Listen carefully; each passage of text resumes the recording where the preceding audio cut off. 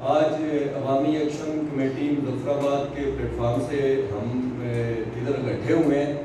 31 تاریخ کو پہیا جام اور شٹر ڈاؤن کی جو عوامی ایکشن کمیٹی کی طرف سے کال دی گئی ہے،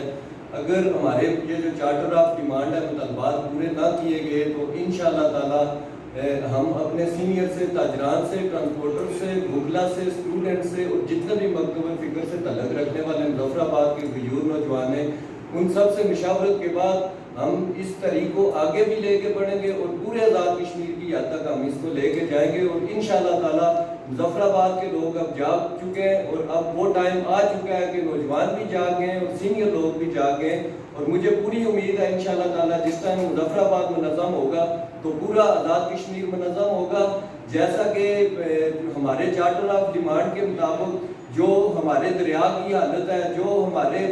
وزراء، مشیران اور افسران کی جو مراد ہیں، ان کو جلد سے جلد ختم کیا جائے، اور آٹے کا جو بحران ہے، آٹے پہ جو سبسڈی دی جائے، گلگت بلتستان کے ساتھ آپ کا کیا سلوک ہے، آزاد کشمیر کے ساتھ کیا سلوک ہے، اس سے بہتر تو جموں کے اندر جو بھارت ہے جس کو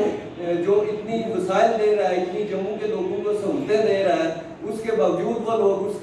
کے خلاف اقدام بھی اٹھاتے ہیں اور پاکستانی پرچم کے ساتھ اپنی لاشوں کو دفن بھی کرتے ہیں، تو کیا آزاد کشمیر کے لوگوں کے ساتھ یہ ستیلا پن کیوں ہے؟ اگر یہ تمام معاملات حل نہ کیے گئے تو انشاءاللہ تعالی یہ نہیں ہے کہ ہم 31 کو خاموش ہو جائیں گے۔ 31 کے بعد ہی ہمارا انشاءاللہ تعالی ایک میگا تحریک کا آغاز ہوگا، اور جو آپ کو انشاءاللہ تعالی آنے والے دنوں میں اب اسٹوڈنٹس، تاجران اور ٹرانسپورٹر، سول سوسائٹی آپ کو انشاءاللہ تعالی مضم بھی اس میں نظر آئیں گے۔